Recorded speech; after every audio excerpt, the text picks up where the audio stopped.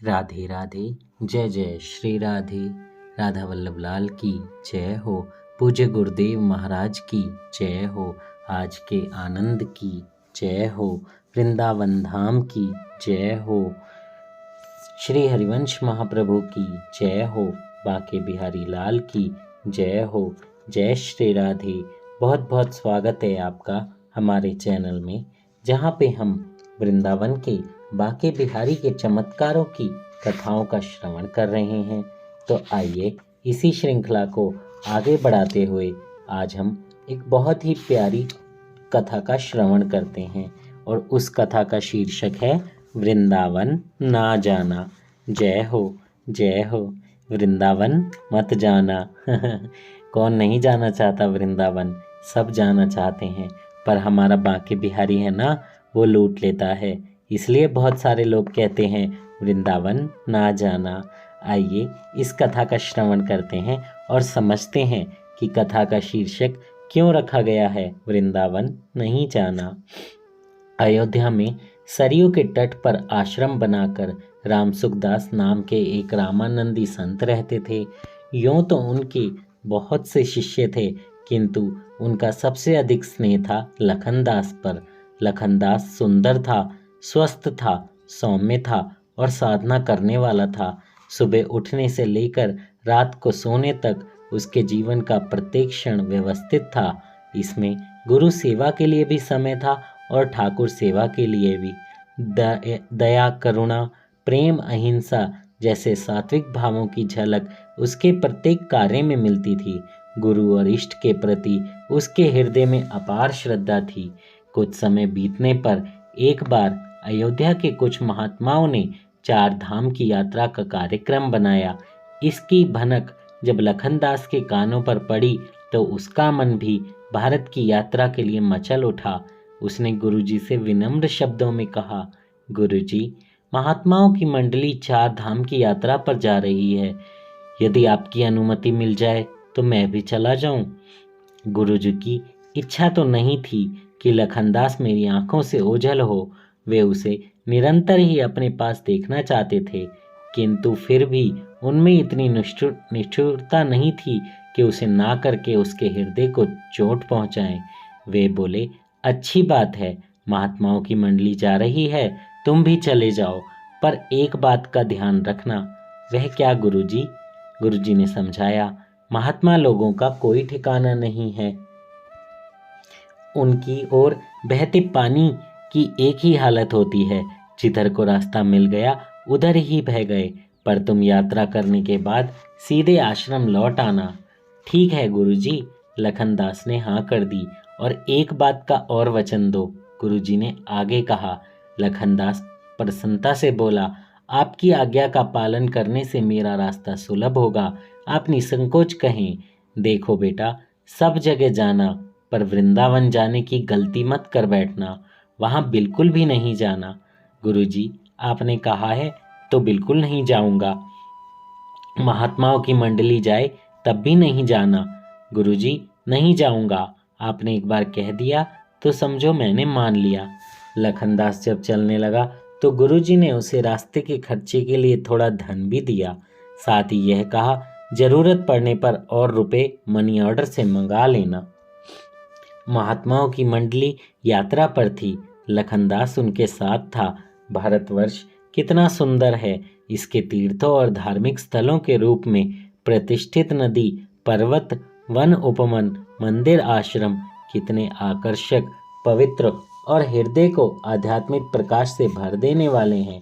यह देख सुनकर लखनदास का हृदय आनंद पूर्वक चमत्कार से भरता जा रहा था, किंतु उसमें एक किरकिराहट का अनुभव निरंतर करता रहता था।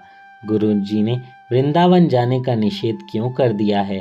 पहले भी बहुत से महात्मा तीर्थ यात्रा पर गए हैं, उनमें गुरुजी के शिष्य भी जाते रहे हैं। ये सब वृंदावन भी घूम कर आए हैं। उनसे उन्होंने वृंदावन जाने की मनाही नहीं की। मेरे भीतर जरूर कुछ कमी है, शायद मेरी पात्रता ही नहीं है, इसलिए गुरुजी ने मुझे मना किया है। पर मैं तो निरंतर गुरुजी के बताए मार्ग पर ही चलता रहा हूँ। विषय वासना मुझे उद्वेलित नहीं करती है। क्रोध मेरे हृदय में नहीं पलता है। भजन करने बैठता हूँ तो भगवान राम परिकर सहित मेरे हृदय सिंहासन पर आकर विराज करते हैं। फिर वह कौन सी कमी है जिसे देखकर गुरुजी ने वृंदावन जाने को मना कर दिया। बद्रीनारायण की यात्रा से लौटते समय जब हरिद्वार में महात्माओं की मंडली विश्राम कर रही थी, तभी योजना बनने लगी कि व्रज वृंदावन के दर्शन किए बिना आगे बढ़ना उचित नहीं होगा। पहले वृंदावन जाएंगे, यमुना स्नान करेंगे, परिक्रमा देंगे, बिहारी जी महाराज के दर्शन करेंगे, रासलीला देखेंगे, फिर आगे की यात्रा पूरी करेंगे। बोलो वृंदावन बांके बिहारी लाल की जय हो। कोई वृंदावन आए और बिहारी के दर्शन ना करे, ऐसा तो हो ही नहीं सकता। हमारे बिहारी जी इतने सुंदर हैं, इतने प्यारे हैं, कोई बिना दर्शन के रह सकता है। वृंदावन का नाम आते ही लखनदास का दिल जोर जोर से धड़कने लगा। उसने अपने एक साथी महात्मा से कहा, मैं वृंदावन नहीं जाऊंगा। पता नहीं क्यों, पर गुरुजी ने मुझसे वचन ले लिया है। साथी महात्मा ने कहा, गुरुजी को डर होगा कि वहाँ के भंडारों में लड्डू पूड़ी मोहन भोग और खीर का स्वाद तुम्हें मोह न ले। वृंदावन राधा रानी का निज धाम है, बाके बिहारी का हृदय है। वहाँ लोग भजन के लिए जाते हैं और भोजन में फंस जाते हैं, पर मुझे खाने पीने में कोई रुचि नहीं है। लखनदास ने सहज भाव से कहा, तो फिर डरने की कोई बात नहीं है, चलो गुरुजी कुछ नहीं कहेंगे। साथी महात्मा ने उसे समझाया तो वह मान गया। मंडली वृंदावन आई। कैमार वन के पास उसने ठहरने की व्यवस्था की। यह होलियों का समय था।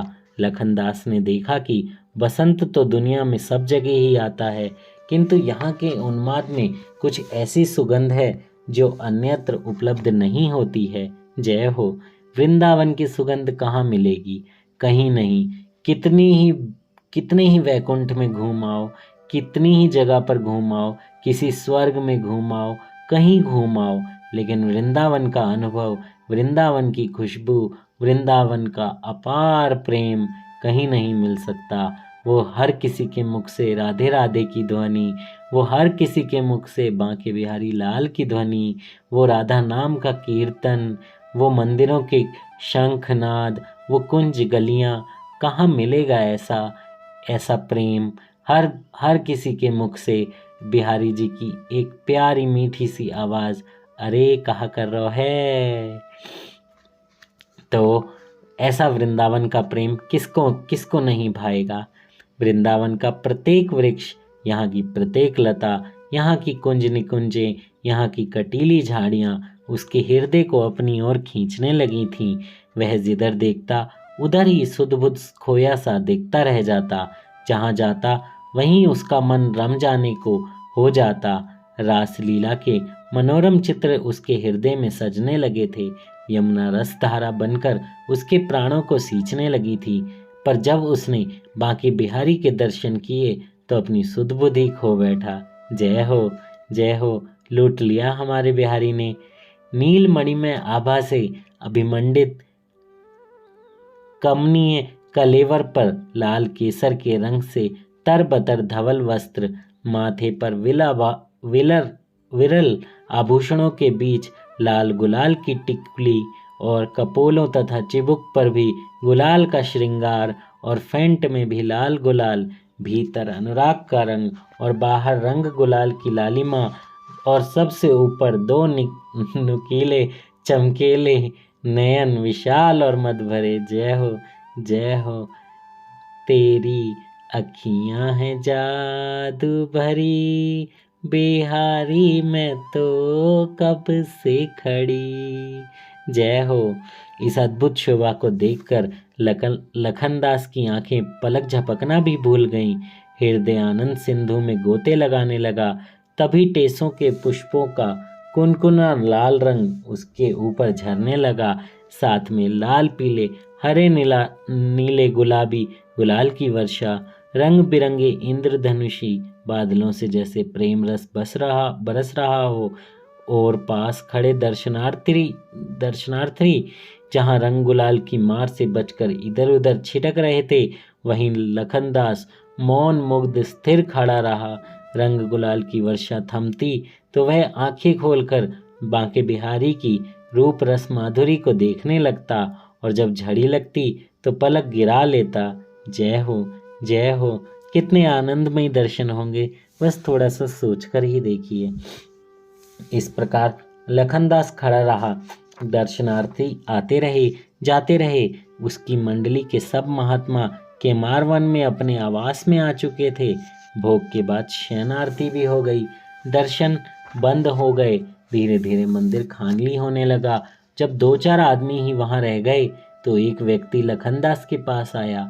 लखनदास अभी भी आंखें बंद किए खड़ा था। आगुंतक ने लखनदास की बाह पकड़कर कहा, चलो बाहर चलो, अब मंदिर बंद होने वाला है, सुबह दर्शन खुलेंगे, तब आना।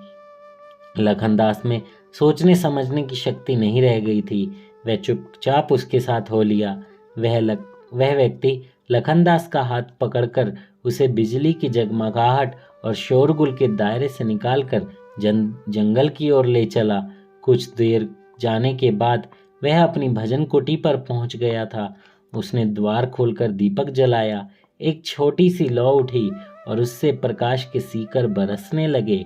लखनदास द्वार के पास ही बैठने को हुआ तो उस व्यक्ति ने हाथ पकड़कर पास पड़े आसन पर बिठा दिया। कुटी में यूं तो छोटी मोटी कई वस्तुएं रखी थीं जो जीवन निर्वाह के लिए जरूरी थीं, जैसे ओढ़ने पहनने के लिए कुछ कपड़े और 2-4 बर्तन, 5-7 पुस्तकें। किंतु लखनदास को जैसे उसमें कोई रुचि ही नहीं थी। उसकी आंखें तो कुटी में आते ही श्री बिहारी जी महाराज के एक चित्रपट पर अटक गई थीं, जो दाएं हाथ की ओर एक खूब सजाए आले में रखा हुआ था। इस बीच उस व्यक्ति ने दूध भात से भरा हुआ एक कुल्हड़ निकाला। आधा दूध भात उसने कटोरी में निकालकर लखनदास के सामने रखते हुए कहा, लो पाओ, बिहारी जी का प्रसाद है, और भूख लगी हो तो रोटियां खा लेना, रोटियां भी रखी हैं। यह तो खीर सी है। लखनदास ने दूध भात में एक उंगली गाड़ते हुए कहा। व्यक्ति बोला, अरे पगले, खीर नहीं, दूध भात है। यह श्री बिहारी जी का मुख्य प्रसाद है। यह तो मैं नहीं खाऊंगा। लखनदास ने कटोरी अलग रखते हुए कहा। क्यों? गुरुजी ने मना किया है। गुरुजी ने प्रसाद के लिए मना किया है, प्रसाद के लिए नहीं। लड्डू, पूड़ी, मोहन भोग, खीर आदि के लिए। उन्हें पता था मैं वृंदावन जाकर यही सब खाने लगूंगा, इसलिए तो मुझे वृंदावन नहीं जाने दे रहे थे। मैं तो रोटियां ही खा लूंगा। तुम यह दूध भात प्रसाद बुद्धि से पाओ, खीर की बुद्धि से क्यों पाते हो? यह तो छल होगा अपने गुरुजी के साथ, अपने इष्ट के साथ भी और अपने साथ भी। जब तक मुझे प्रसाद में खट्टा मीठा स्वाद आ रहा है, तब तक प्रसाद बुद्धि कैसी? यह तो स्वाद बुद्धि ही है। यह छलावा मुझसे नहीं हो सकेगा। हाँ, कोई गोबर मिट्टी भी दे दे और कह दे कि लो प्रसाद पाओ, तो मैं उसे पा जाऊं, मुझे गोबर मिट्टी का स्वाद न आए, तब समझो कि मेरी प्रसाद बुद्धि हुई। जय हो, जय हो। कितनी बड़ी बात है कि प्रसाद बुद्धि में खट्टा मीठा कड़वा ऐसा स्वाद नहीं आए। ऐसा स्वाद आएगा तो प्रसाद बुद्धि है, स्वाद बुद्धि है। और जब कुछ भी दे दो और ये बोलो ये प्रसाद है और इंसान आंख बंद करके खा ले, तो वो प्रसाद बुद्धि है। जय हो। अच्छा, आज पालो, आइंदा नहीं पाना। मैं आपके कहने से गुरु के आदेश की अवहेलना नहीं कर सकता। आप अपनी कुटी संभालिए, मैं तो जमीन पर ही पड़ा रहूंगा बाहर। अरे, तुम तो रूठ गए। अच्छा, छोड़ो दूध भात, लो रोटी खा लो। रोटी का नाम सुनते ही लखनदास फिर सहज हो गया। व्यक्ति ने उसे रोटियां दी, नमक मिर्च मिले उबले हुए आलू दिए। लखनदास ने आलू की चटनी से रोटियां खाई, जल पिया और उसी आसन पर बिहारी जी रटता हुआ लेट गया। लखनदास को आसन से उठाकर ठीक से बिस्तर पर सुलाने की उस व्यक्ति ने बहुत कोशिश की, किंतु जब वह नहीं माना तो उसने वहीं लखनदास के ऊपर एक कंबल डाल दिया। लखनदास को उस रात वैसे तो नींद नहीं आई। जैसी सामान्यतः हम सबको आती है। वह पहले तो यही कोशिश करता रहा कि नींद ना आए। मैं इसी प्रकार बिहारी जी रटता रहूं, किंतु जब नींद आ गई तो उसने वह सपना देखने लगा कि वह बिहारी जी के साथ होली खेल रहा है। वह तो जागता ही न था। सुबह जब उसे जगाया गया तो कहने लगा, वृंदावन में आकर जो एक बार सो गया वह क्या कभी जगा है?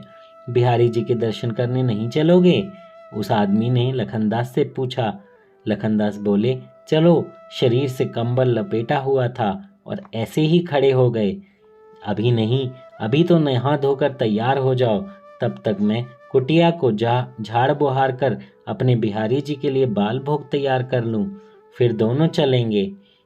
अच्छा, एक बात बताओ, तुम्हारा नाम क्या है? मेरा नाम गरीबदास है। कब से रह रहे हो वृंदावन में? सदा से मैं तो यहीं रह रहा हूँ। अच्छा, एक बात बताओ, तुम्हारे गुरु कौन हैं? मेरे गुरु तो तुम हो ना। मैं और गुरु? लखनदास खिलखिलाकर हंस पड़ा। फिर बोला, अच्छा, नहीं बताना चाहते हो तो मत बताओ, पर यह तो बताओ, तुम मुझे अपनी कुटी में क्यों लाए हो? क्यों मुझे रोटियां खिलाई? यहाँ क्यों सोने दिया? सच सच बताऊं? लखनदास बोले, हाँ, एकदम सच बताना। मेरे गुरुजी ने मुझे आज्ञा दी कि मैं तुम्हारी सेवा करूं, तुम्हें रोटी बनाकर खिलाऊं, तुम्हें बिछावन तैयार करके सुलाऊं और जो कुछ तुम कहो वह सब करूं। तुम तो खीर भी खाते हो। हाँ, खाता हूँ। लड्डू पूड़ी मोहन भोग भी खाते हो।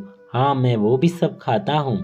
तुम्हारे गुरुजी ने लड्डू मोहन भोग खाने की मनाही क्यों नहीं की है? नहीं, उन्होंने तो कह रखा है, जो कोई भी कुछ भी तुम्हें प्रेम से दे वो तुम सब खा सकते हो। तुमको सब वस्तुओं का स्वाद अलग अलग आता है। नहीं, वस्तु का स्वाद तो मुझे आता ही नहीं है, केवल प्रेम का स्वाद आता है। तभी तुम्हारे गुरुजी ने तुम्हें सब खाने की छुट्टी दी हुई है। पर मैं तो बड़ा अभागा नीच हूँ, मुझे खट्टा मीठा स्वाद आता है। मैं वास्तव में बड़ा पतित हूँ। वह रोने लगा। गरीबदास ने आगे बढ़कर उन्हें गले से लगा लिया। आंसू पोंछकर विषय बदलकर बोला, जल्दी से तैयार हो जाओ, फिर दर्शन करने चलेंगे। गरीबदास के साथ लखनदास की खूब पट रही थी। लखनदास जब तक बिहारी जी के दर्शन खुले रहते तब तक उनके नयनों में नजर उलझाए टुकर टुकर देखता रहता। जब पर्दा आ जाता तब आंखें बंद करके भीतर उनका ध्यान करता, और जब मंदिर बंद हो जाता तो गरीबदास के दौलत खाने में पड़ा पड़ा बिहारी जी रटता रहता।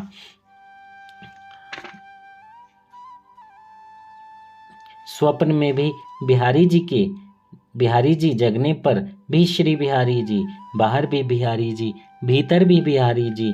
पागलों की सी उसकी इस दिनचर्या में को देखकर साधारण लोग उसे पागल समझने लगे। बच्चे उसके आगे पीछे पागल पागल पागल बोलकर उसे चिढ़ाने लगे, शोर मचाने लगे, उसके प्रति अशिष्टता का व्यवहार करते थे। किंतु लखनदास की ओर से कोई प्रतिक्रिया नहीं दिखाई देती थी तो शांत हो जाते थे। बहुत से धनी मानी व्यक्ति उसे फल मिठाई या कोई वस्तु देकर उसके प्रति करुणा प्रदर्शित करते तो वह बिहारी जी की आवृत्ति करता भाग जाता।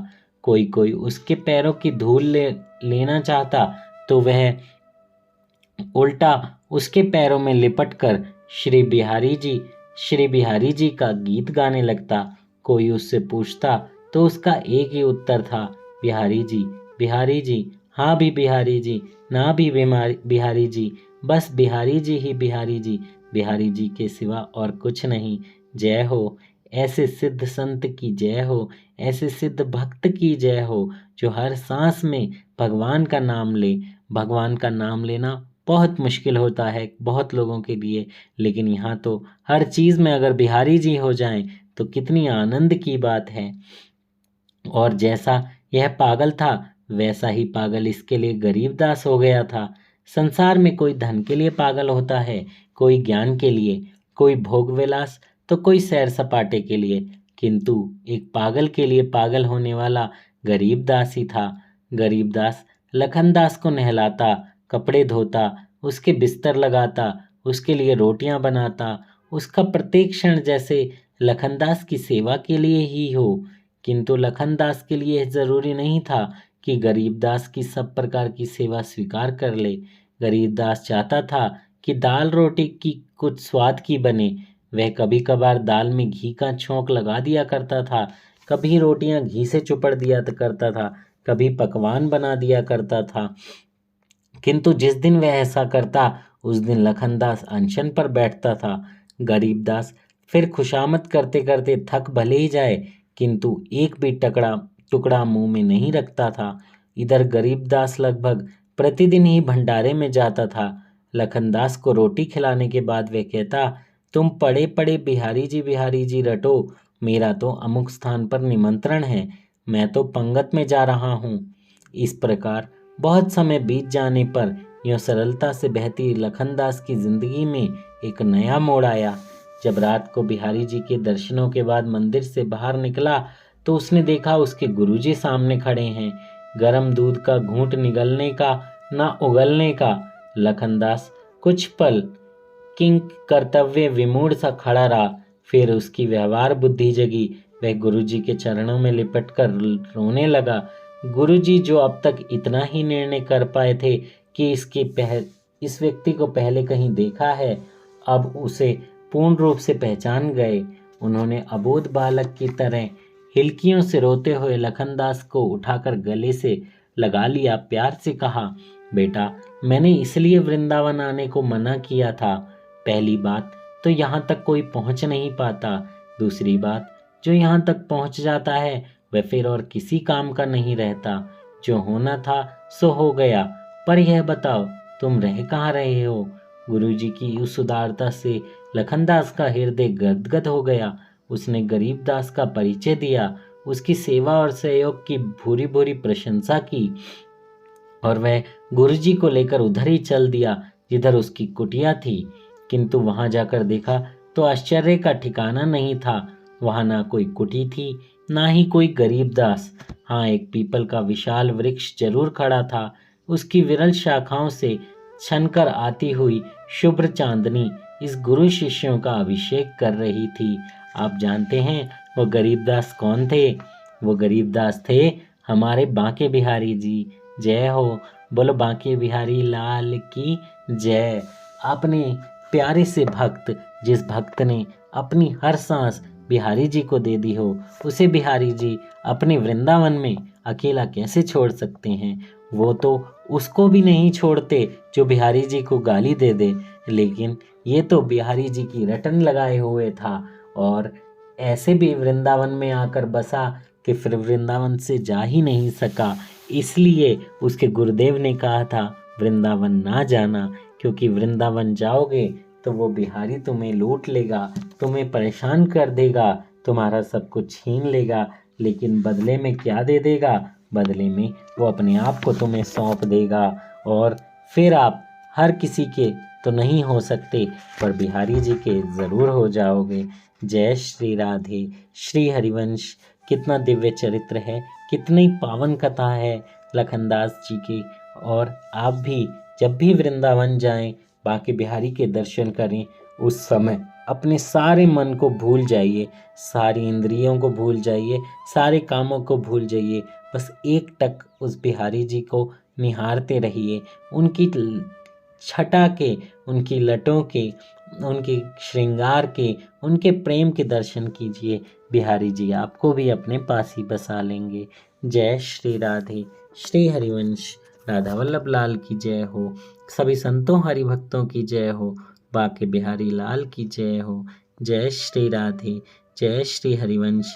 सभी संतों हरिभक्तों के चरणों में मेरा दंडवत प्रणाम। श्री हरिवंश। बांके बिहारी लाल की जय हो।